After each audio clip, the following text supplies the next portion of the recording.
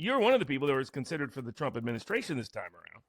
And what's been happening is that Jeremy Carl, our mutual friend, just recently had his nomination canceled because of very slight criticism of Israel. It's ironic people calling him anti-Semitic. He's Jewish, FYI. All right, you heard the nervous laugh there. You could tell that he didn't want that question answered because at no point was he ever considered for the administration. And that person, I'm sure when you heard the clip, you're saying to yourself, who the hell is Brandon Weichert? And that's exactly what you should be saying. And the reason I'm bringing him up, and I'm going to focus today on Brandon Weichert, because as we talk about, as I started this podcast, when I started thinking about this a couple months ago, I became just unbelievably just shocked at the nonsense that's being pushed on Twitter and these so-called MAGA podcasters for the right, that all of a sudden they hate Trump and they can't stand what he's doing. And I've been thinking about that for the last couple of months. It's part of the reason that I started this podcast. And the last month with Iran, it's gotten 10 times worse.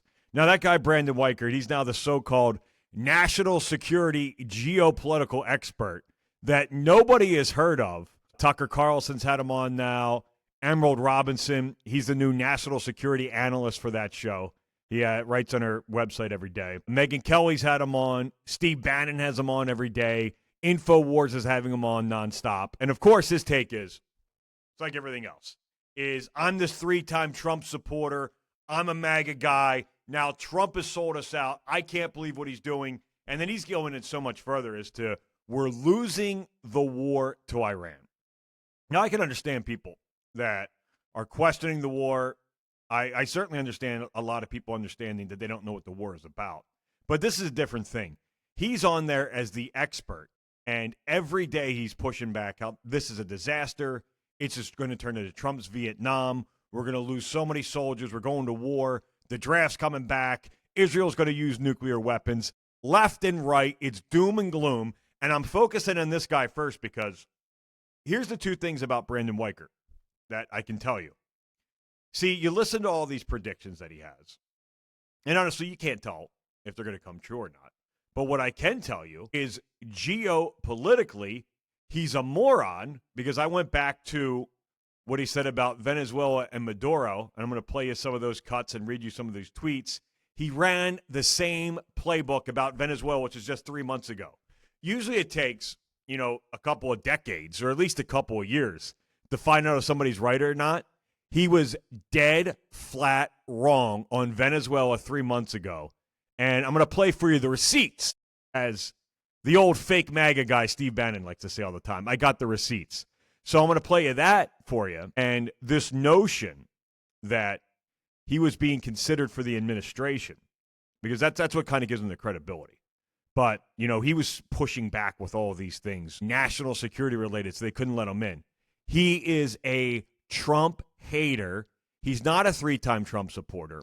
I will prove that to you I've got some tweets that Brandon Weichert sent out on January 6th. And these aren't just the typical tweets that some people that overreacted on the day. That was wrong. This wasn't a protest. He went way further. So wait till I read you these, and then you're going to know exactly why I deleted them. And I think we'll blow up the notion that he's this 3-time Trump supporter.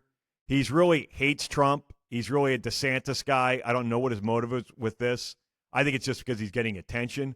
And I'm also going to have to push back a little bit, too, is with all the nonsense that's going on that you're hearing online about Iran, Jim Hanson, who's on Fox News a lot, Jesse Waters has had him a lot since the war started, former U.S. Army Special Forces. He's also the chief strategist for the Middle East Forum. I'm going to have him on because he broke down in about a 30 or 40-second clip yesterday, which was the best analysis to kind of fill you in on what Iran is about, why we're there, and what needs to happen for the war to end. So we'll talk about Iran with that. But first of all, let's play a little bit more of Brandon Weichert. So here's Brandon, and this is some of the stuff that he's pushing here. This is the new thing that he's on this week. So let me play you this for you. Now, this is ultimately about trying to reassure the markets and open up open up the Strait of Hormuz. But again, they're not going to get that far. They're going to try to land these guys. They're going to get slaughtered. It's going to be a complete rout. It'll be a humiliation of U.S. military power on beyond what we've already seen here. And it's going to lead to, I think, the Israelis stepping in and launching a nuke at Iran. I think we're quickly on that glide slope to nuclear weapons being used. Oh my gosh. Oh my God, you hear the anchor there. That's Clayton Morris. He's a former Fox News weekend host. I might actually have to do one of these shows about Clayton Morris too. I'll look into him just a little bit more, but what he has, he's got one of the big shows on Rumble. It's called Redacted, that pushes back against Trump. He's the same exact thing. Oh, I'm a real MAGA supporter. I don't know what Trump's doing. This guy, that's the problem with Rumble. But you got to deal with it. If you don't know what Rumble is kind of the YouTube alternative, especially for conservatives. And it started in 2020 when YouTube was kicking everybody off on the right for no reason at all. It happened to the show I was on, Sebastian Gorka's show, 300,000 subscribers, and he was nuked from YouTube because on a video that we took off to where nobody could see it, marked private, out of a 3-hour show, a guest says, and we all know that this is an election where a lot of people had questions about it. That was it. That was the third strike, and we were gone. So we went to Rumble, and Rumble's basically, it's the free speech alternative. So they let anybody on it. And I'm not criticizing Rumble for this because it has to happen. You have to allow these shows. You can't ban them. But the only thing is it's opened up a cesspool for some of these people out there like this guy. He is this Redacted show. It's Alex Jones on steroids. Ever since Rumble's gotten popular, the problem is Alex Jones has never had so much competition. But that guy's name's Clayton Morris, and this is one of the things I'm talking about, and I'm going to get back to Brandon, but this is the thing that I've started the podcast for, is think about for a second and do a little bit into the background of the people that are telling you this. You know what Clayton Morris, why he's on Rumble now and why he's not on Fox News anymore? Because in 2019, there was a lawsuit filed against him. Now, I don't put much into lawsuits because you can file a lawsuit for anything. However, when it's 24 lawsuits accusing him of owning a Ponzi scheme based with real estate, over 24 people, and then he decides to retire from Fox News, then he picks up and he moves to Portugal. He moves entire family to Portugal, and now he basically plays Alex Jones every day on Rumble. I think there's something to that. Because basically what happened was the guy was busted. He had to leave. He had no other options, so he became Alex Jones. So that's kind of the thing, too. And I'm going to look into that. And his wife, too, by the way. She's a former MSNBC anchor. And this is the type of guests that they have on. These are the type of conspiracies they get into. So this is Brandon Weichert's new thing he's pushing this week. We're going to lose the war, and basically Israel's now going to use a nuclear weapon. Now, last week it was Netanyahu is dead, and famine is coming worldwide, and Trump's in on it. That's the favorite thing. Brandon, I should have gotten this clip too. Brandon and this lunatic said during COVID, Fauci didn't fool you. Trump fooled you. That was their thing. And Brandon, oh yeah, absolutely right. So what this is right now, this is the whole scheme that they're doing. Trump is basically faking this war in Iran because it's able to start a fertilizer shortage across the whole world. And then the country in America, we're going to get famine. And then we're going to get invaded by the South from Mexico to be able to overtake the country. This is the stuff that this nitwit is pushing. All right, so you want me to prove that this guy is not a national security expert, and he's either a moron or he's just playing a part, which I think he is, and just completely making things up, or he's biased with his Trump hatred. So let's look at a good exercise here. What can we compare it to? How about we compare it to Venezuela and Maduro and what was going to come out of that? Because we can sit here 3 months later and we can see that worked out pretty well. Let's play a couple of Brandon's predictions. And this clip here, what this is from his Twitter account. It's just a 6-minute clip that he did on the day Maduro was captured.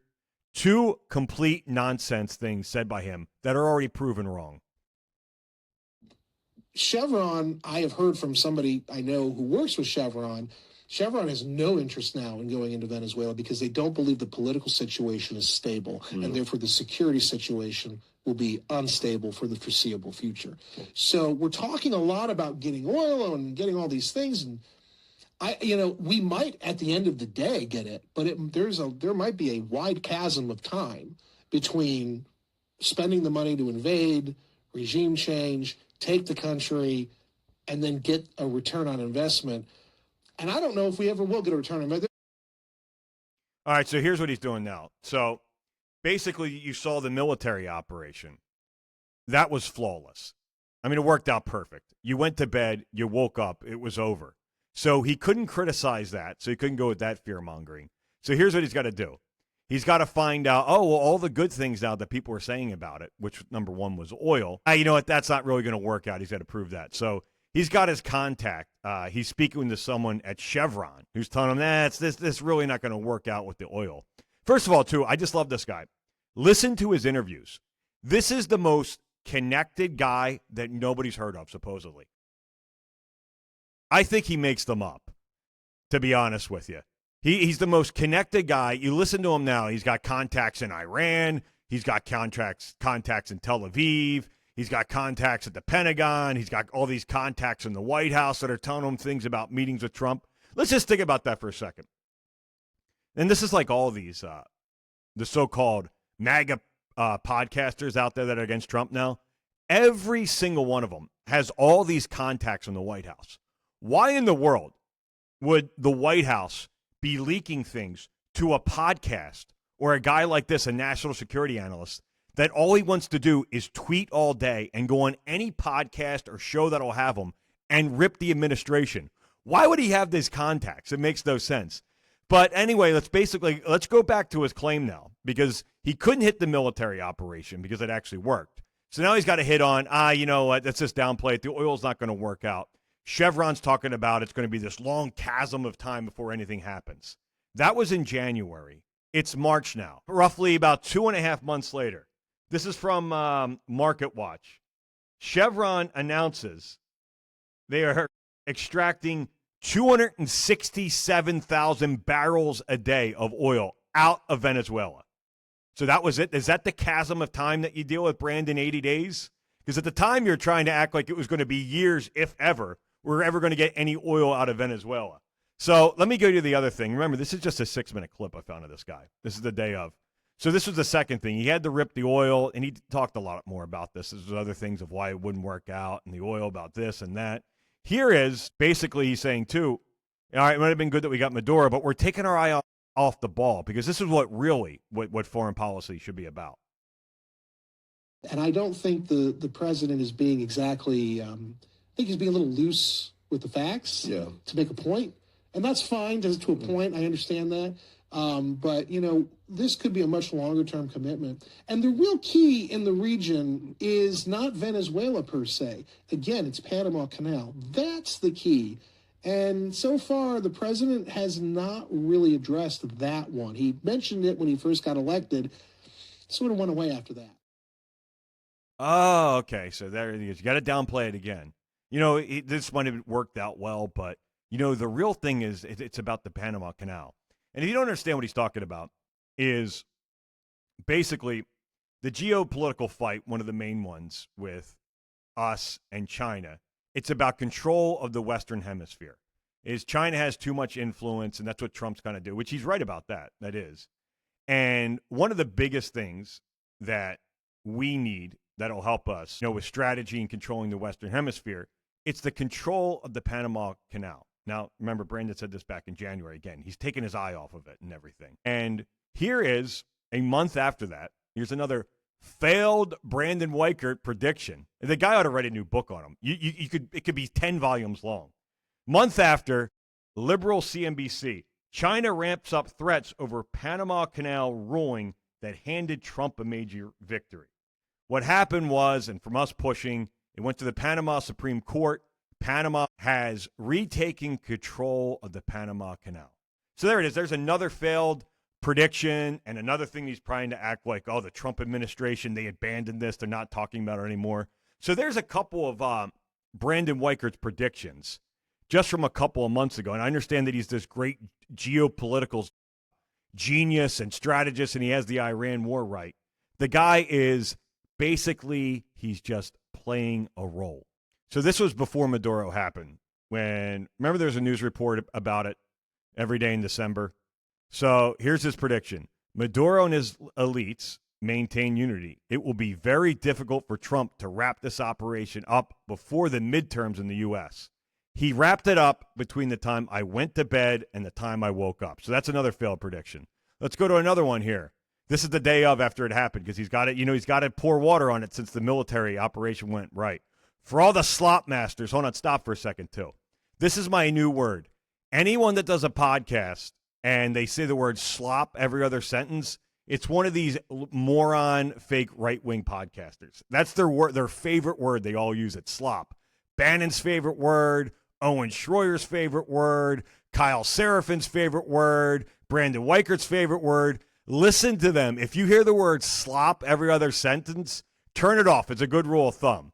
So here we go. This is from Brandon. For all the slop masters on this site saying Trump took the oil, it was never that strategic. It was all about his penile measuring with Maduro. So that was the day of because you're going to say that we wouldn't get the oil. So there's another wrong thing. I just read you the headlines from Chevron. 267,000 barrels of oil a day. Also, there's another article, too. I was going to bring it up. That Chevron was asked last week about oil. It says, we don't care about Iran oil. We have Venezuela. And that came from Chevron. Even though Brandon Weichert was telling you that Chevron, it was going to be a long, long time before we ever got anything out of Venezuela. Next one here. Here's what we don't have. You remember, you got to act like it wasn't good. This is the day of because we got him. We got his wife. Venezuela's on the ropes. But here's what we don't have. Venezuela oil, wrong. I just proved that. Venezuela's rare earth minerals, wrong. They made a deal for that. Panama Canal Zone, wrong. They got that a month ago. Or number 4 is Russia's collapse. That didn't happen, but I don't think anybody, when this happened, said, hey, we got to capture Maduro so we can collapse Russia. I have no idea what that even means. Here's another one, again, talking about we'll never get the oil. We'll never get the rare earth minerals. It'll be too risky for the U.S. firms to go in, even though they're all in there working on oil now. Again, this isn't decades later it took to prove this. It took 3 months wrong to prove that he's a complete moron or he's playing a part. Next thing, another one, too, that the canal zone needs to be the focus of our efforts in Latin America. We should have probably taken the deal Maduro offered in August, the more I think about it. But Trump is obsessed with taking out Maduro now. So, again, another failed prediction. Mr. National Security, the expert here, since we didn't take that deal with Maduro, we'll never get the Panama Canal. All right, and that brings me to Brandon Weichert, who, go check out an interview, too. They bring him out. He's the guy that was supposedly going to be in the administration. He was the 3-time Trump supporter, and he just can't believe what's going on. Actually, he's a lunatic who overreacts, a little bit of a drama queen, and he's a complete Trump hater. So let me bring this up. Let's bring up his January 6 tweets that he has deleted, by the way, but however, Brandon does not know that I screenshotted them because I remember at the time I couldn't believe how insane he was acting. So let's bring up some of his tweets that were going on in January 6th, why they were going on. Let's just see if let me know if I'm overselling it or underselling a little bit when the guy's a Trump hater and he went completely drama queen here. All right, here he was. This was a coup, and this is why January 6th is going on. Next one. Unlike the Antifa riots, which were awful this summer, the insurrection yesterday was meant to stop the constitutional function of the U.S. government when there was literally no evidence proving the election was, quote, stolen in November after 60-plus Trump lawsuits failed. All caps, resign now. So that's the big MAGA supporter there. Let's go to the next one. This might be the best one. Trump lost the election and his party lost too. All caps, worst Hitler ever. This is at 3:11. Why January 6th is going on. Remember, this is the 3-time Trump supporter. Next thing, this might be the most ridiculous out of all of them, actually, now that I think about it. This was sent why it was going on. This was at 2:48 on January 6th. Use lethal force at this point. There's no excuse. Insurrections will be crushed, period. I use lethal force at this point. And this is supposed to be the guy that we got to listen to on Tucker all the time. He's on Bannon. He's everywhere. He's the guy lecturing us and everybody in the administration that he's the real Trump supporter. He's the real MAGA guy. You got to listen to him. The drama queen that's out there saying to execute people, execute Trump supporters on January 6th.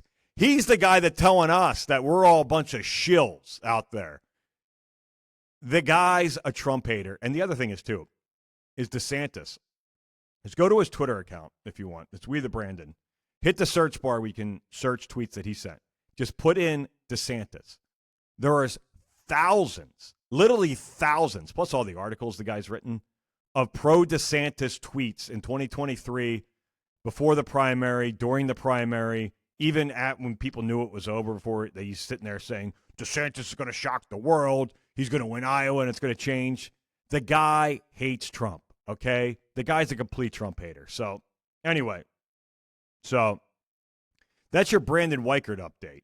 The Trump hater, failed prediction over and over and over and over again, but we're all supposed to believe he's a national security expert. So what I wanted to do is, as we were talking about this with the podcasters today, is Jim Hanson. I'm going to get him on to push back about this and what's really going on in the Iran war. He had about one of the best analysis, I think in about 30, 40 seconds, that kind of sums up, if you don't know what's going on, what Iran is about, what we need to do to be able to leave Iran. I'm going to play it for you right now. What I'm curious about is how close are we to accomplishing these demands without a deal, just militarily? How close are we to these goals? The most important one that trumps all the rest is ending their nuke program. And I think we have to include getting our hands on that some 500 kilograms of highly enriched uranium as a part of that deal. So that we haven't quite accomplished. Their military is gone. You know, their ability to do a lot of these things is gone. They're running out of missiles, and their ability to build more is almost completely damaged. Their ability to control the Strait of Hormuz still exists. Right. So we're going to have to find a lever there, and that may be the sticking point. All right, that's Jim Hanson. He's the chief strategist for the Middle East Forum and former U.S. Special Forces. He joins us now. Jim, I wanted to play that clip for you, and I just spent the first half of the podcast talking about the so-called national security experts that we're hearing on these podcasts and we're seeing on Twitter. Just want to kind of get from you, where do you kind of see this going if you kind of just wrap it up there and expand on that a little bit? What do you think the war is about, and how do you see that we're doing so far, and how does this end? Well, it's going to end one way or the other. You know, I mean, ideally, Trump would have loved in the shock and awe portion of this, and I probably shouldn't have used that term, but to topple the regime. You know, they were never going to say this is an attempt at regime change. They were never going to do that. But of course that was a goal. You know, I mean, would anybody have been sad if all the Ayatollah and all his friends died and they said, okay, you're right, we suck, we're going to move out of the way? Everyone would have been better off. Didn't happen. And they're going to be dead enders, and they're going to fight. And as long as one or two of them are still there and they've got access to the rest of the asymmetric toys, and as long as the uranium's still missing, we have problems. So I think the things that President Trump has to get for sure is a shutdown of the nuclear program and the Strait of Hormuz opened. The missile program, we destroyed their factories, you know, so they can't build any for a while. They've got what they've got, and that's it. But you got to get the uranium, you got to stop the enrichment, and you have to open the Strait of Hormuz. And my view of the best way to do that is to stop any revenue from reaching the Iranians and basically say, anybody who puts Iranian oil in a tanker, thank you very much. We'll take that. You know, and we can do that. That's actually a maritime tradition and law. You know, don't get the lawyer types on me, but you can do that. And then you've got the leverage it's going to take to shut this thing down. Yeah, that's what I was kind of getting at. The two things. The first major thing is obviously the Strait of Hormuz, because that's what everybody's going to panic.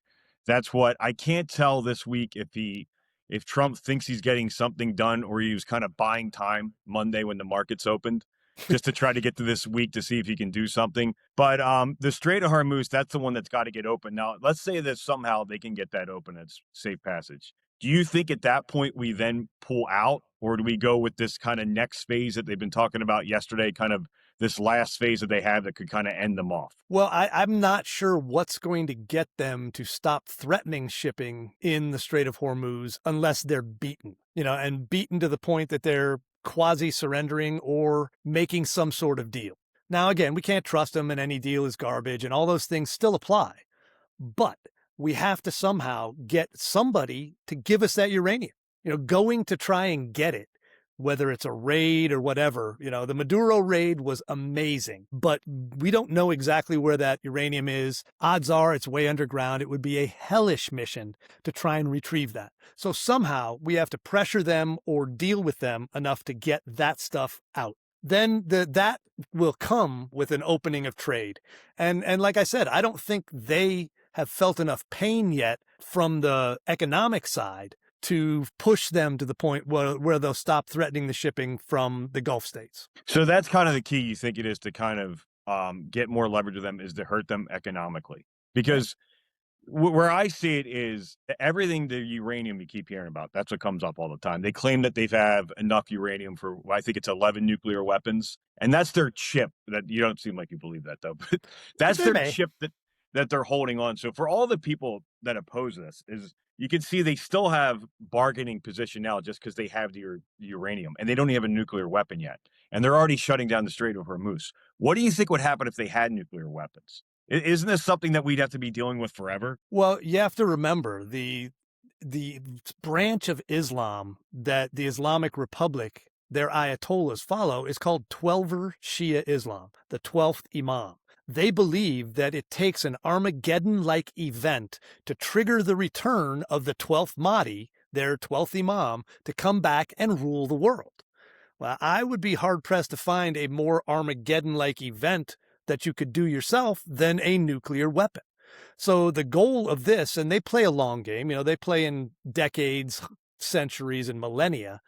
They want a nuclear weapon at some point because they consider that they win the game at that point. So you could never trust them to get any closer. We let them get way too close already. So now let's clean this up, and everybody else kick the can down the road. If we had the Obama deal, the Iran deal in play right now, the sunset clauses would have legalized their centrifuges by now, and they'd be allowed to do whatever they wanted with them.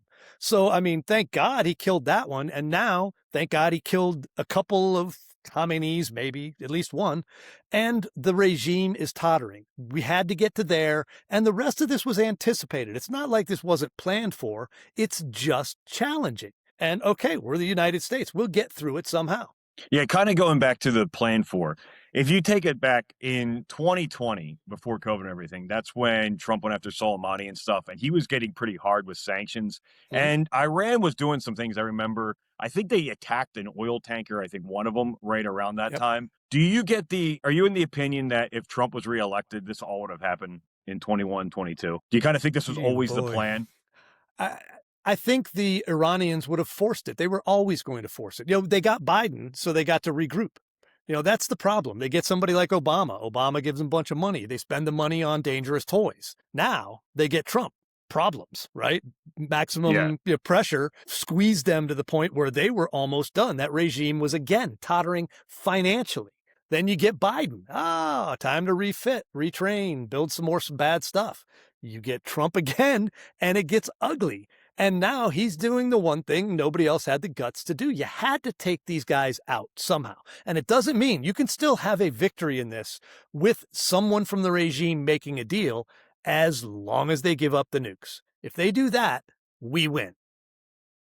And what do you think? We're almost like in the fourth week now. If you had to guess now, do you think this goes on very much longer? Do you think this comes to an end soon? How do you see this kind of ending? Or do we do something where it's kind of a ceasefire, the Strait of Hormuz opens, and then I think kind of the worst case scenario is we don't get the uranium, and that's kind of hanging over the head, and at some point we got to go in there for that. Do you see that happening? I think you may have outlined the most likely outcome from this. It could get better, but I have a well-established record of betting against the Iranians doing the right thing.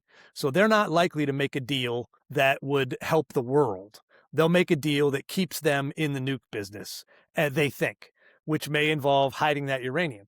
if they do that, one way or another, this is ending. And I don't think the kinetic phase goes on much more than a couple more weeks. It's not helpful. President Trump said a short war. He's going to have a short war, and then he'll move to other means. Because we got plenty of other cards we can play against, and we never pulled them out of the SWIFT banking system. There are economic pressures we did not put on them before that we could now. So one way or the other, we stop the kinetic. If we get a deal, great. If not, we start the longer strategic undermining of the regime so that, okay, maybe they stick around for a while, but we're hurting them around the edges. We're backing opposition parties. We're starting little brush fires for them all around their border provinces. And eventually they end up falling from within. That's what I was where we're at now. Minus putting boots on the ground, which I still don't think is going to happen. What can we do more militarily now that will affect them? Isn't it more just undermining the regime? I mean, what could we do now military-wise over the next couple of weeks that would hurt them worse? There's always Carg Island. It's in play. That's the place that 2 weeks ago nobody's ever heard of, and now everyone's an expert on Twitter. Have you noticed that? Yeah, I love those guys. I can tell you that Admiral Ace Lyons, who I worked with at probably 15 years ago, was a 4-star admiral in 1979. He advised Jimmy Carter to take Carg Island to get them to release the hostages from the revolution. I've known of his plan for 15 years to do that, and it's never not been a decent idea. It's dangerous. It's so close to them, they can shoot all their short-range stuff on it, and if we put people on the ground, it's problematic. But you could also blockade it and say nothing comes out. Okay, you guys want to blockade the Straits? Great. We'll blockade the east end of the Gulf of Oman, and nobody comes out of that unless we impound the oil and boom, it's ours. We let our friends go and you can't send anything out. So all of those are in play, but there's no military solution to this. It's going to be the regime collapsing economically, collapsing from within, or somebody getting a clue and deciding maybe we don't want to be the last dead ender who catches a Hellfire missile. Yeah, and that's the one thing, too, you bring up Jimmy Carter here. That's what I don't get, especially because I want to do a few minutes on the people on the right now that are attacking this is terrible. You bring up the Jimmy Carter. I'm 43 years old. Iran has been a problem my entire life. Right. My entire life. And now they're acting like all of a sudden this came out of nowhere. Iran wasn't a threat. We didn't have to do this. And there was no reason for Trump to do this. And like I was saying, back before in 2020, he went after Iran. He was hard with them when he killed Soleimani. So you knew, and you saw what he did last summer too, you knew something like this, I just feel like it was always going to end this way. But I'm trying to do some of the pushback with some of the stuff on the right that is crazy. And the biggest thing that's going on, I don't know if you're paying attention to this, is there's people that are decent-sized podcasts, decent-sized accounts. They're saying that this is all a mirage and we're doing terrible military-wise. Forget about that. They're saying that Iran, we can't believe how much they're holding up. They're surviving. They're doing a good job. I've heard that they're hurting Israel. Tel Aviv is really in disarray. Even the rumors that Netanyahu was dead. Some of these supposed MAGA people are pushing this on podcasts. Some of them they're a little bit out there, but some of the podcasts that we've listened to before, this is getting pushed left and right. So how would you rate what the military's done the last 3.5 weeks? It was about an unprecedented ass whooping. There was never any. Pete Hegseth caught a lot of crap for saying we don't want a fair fight. We don't want a fair fight. Exactly. I want a butt whipping. I want them destroyed. I don't want our people taken out. Now, we've taken hits. They've hit some radar. They killed some, a bunch of people throughout the theater, and we've had casualties. So all of that is suboptimal, but suboptimal only at a very marginal level. If you rated this is another A+ military operation kinetically. But kinetic operations are not capable of achieving the strategic goal we need here. We were hopeful it was possible, could have happened. It didn't. So now we have to figure out what combination of kinetic and our asymmetric threats and our economic, financial, diplomatic, and other pressure we can put on them. But when you talk about the podcaster who's saying this is a disaster, there's a very virulent anti-Israel thing going on right now. Big time, yeah. And it's horrible. And I think it grew out of, there was also always a lot of people who were kooks on the right who hated Israel, but it wasn't safe to come out right and say, I hate Israel and I probably hate Jews too. But when the Gaza genocide falsehood became accepted wisdom, that gave them cover to go ahead and say, oh, but Israel's horrible. Look what they did in Gaza.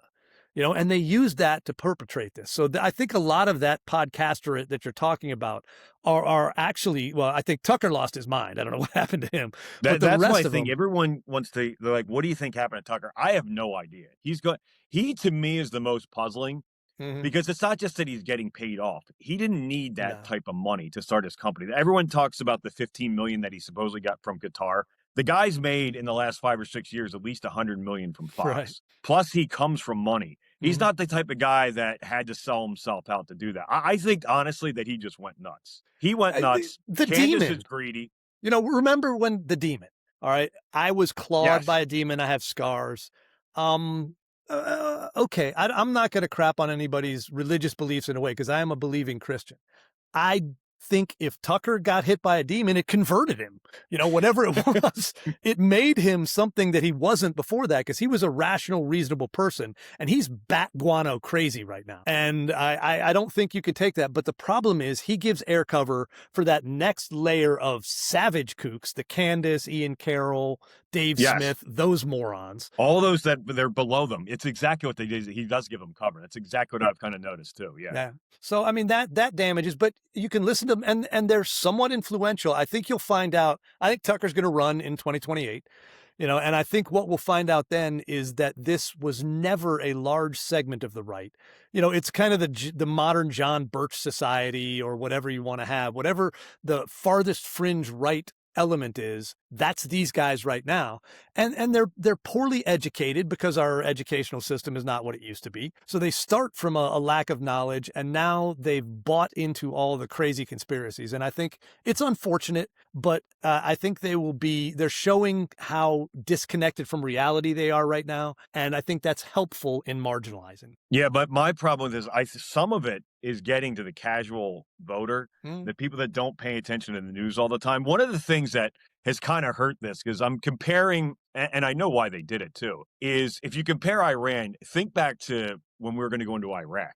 It was a year buildup of every single day trying to scare the hell out of people. It's weapons of mass destruction, but people knew we were going there. I think there's kind of this void that your casual person has no idea why we went into Iran and why we just kind of did this. I mean, you woke up and the next day, half the regime is dead, and all of a sudden we're in a full-fledged war. I get that part. But I do think that, some of the casual voters, this kind of podcast, these lunatics out there, it's getting to them. And they're all kind of, I'm noticing, it's the same exact message. Yeah. Maybe they're just kind of teeing off a Tucker and everything, but everybody's kind of going with, I was MAGA, I'm this 3-time Trump supporter, and now I can't believe he did this. Everything's been terrible. He's done nothing in this kind of Trump 2.0. It's all been garbage. That kind of keeps hitting it and hitting it. Are you familiar with this guy, Brandon Weichert? He's supposedly the national security guy. Yeah, he was on Tucker. He's been on Bannon every day, and he is the most ridiculous stuff he has kind of been getting at. He was pushing that Netanyahu was dead. Now he's saying that China is going to be the big winner of this, and he's the national security guy, and he's the big, I was this 3-time Trump supporter. What he does not know is that, and I'm going to send these out tomorrow, is I have some of his January 6 tweets that he has deleted, the screenshots. I'm going to read just a couple of these, and I'll put these here in post. So let me see if this sounds like the big MAGA Trump supporter. First one, this was a coup. Next thing, unlike the Antifa riots, which were awful, this is an insurrection. The election was not stolen. Trump needs to resign now. Next one. This is the best one. This is why it's happening January 6th. Remember, this is the big MAGA guy. Trump lost the election and his party lost too. All caps. Worst Hitler ever. Here's the final one, and I think he's going to enjoy this one. This is while it was going on. This was at 2:48 in the afternoon on January 6th. Use lethal force at this point. There's no excuse. Insurrections will be crushed, period. Wow. So, so this is the guy that's out there. I think a lot of people here, they're using this as these mid-level. No, he's more of a low level. That was kind of nowhere. This is his chance now to kind of shine, to be out there and just say this ridiculous stuff. Well, and I think there are people who are genuinely disappointed because they misunderstood what Donald Trump said when he was campaigning. He didn't say, I would never use the military in a strategic way to achieve a foreign policy goal of the United States of America. He said no entangling foreign wars, no long nation-building excursions. And there's a big difference there. And I think you have to understand, if you don't have a credible threat of using the military, which requires occasionally using the military, you can't achieve the other goals. And there was this America-only concept where we'll just retreat behind our oceans and we'll be fine. We don't need the rest of the world. Their problems aren't our problems. We've got a global economy. You can't do that. We don't have to be the world's policeman, but we do have to police our own ability to have global commerce that all the companies that make America prosperous need. And I think there's people who are legitimately mad about that. And then I think there are a lot of people running quasi-ops trying to undermine Trump because they either don't like him, like this Weichert guy, or they don't think he's going to do what they want, and they want to prep the battlefield for a follow-on who's going to be America. Yeah, and then just the last kind of thing I wanted to talk to you about. You being at the Middle East Forum, and we've talked before, is I don't think people have any idea the amount of influence through Middle Eastern money that gets put in this country, especially into education system and what's kind of producing a lot of these lunatics. Talk about that for a couple of minutes, because even people were like, well, they weren't going to get a nuclear weapon anyway. I don't think they have any idea kind of what that whole culture has been pushing on this country for the last couple of decades. People would be stunned by the amount of Qatari money that went into both academic institutions and think tanks and other things influenced by. And it's hundreds of billions of dollars. They literally bought the Brookings Institute, which was a libertarian-ish think tank, and took control of it and operated it as their own for a while. So the ability for the Islamist side of the coin to go ahead and hate on Israel, create a demon out of the Israelis, which is, it's the oldest game in the book. It's about after hookers and then hating on Israel, the two oldest things going on, and we're back to it.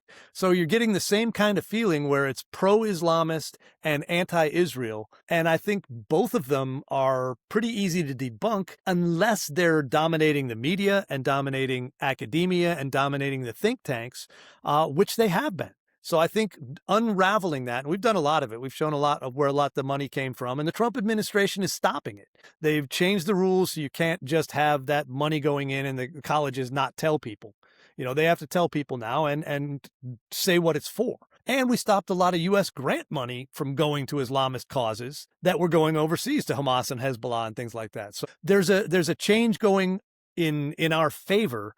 But the other side was highly successful for years and years, in the same way the woke left was successful in undermining our institutions and capturing them for their own purposes. So we're taking them back, but you gotta trust the plan.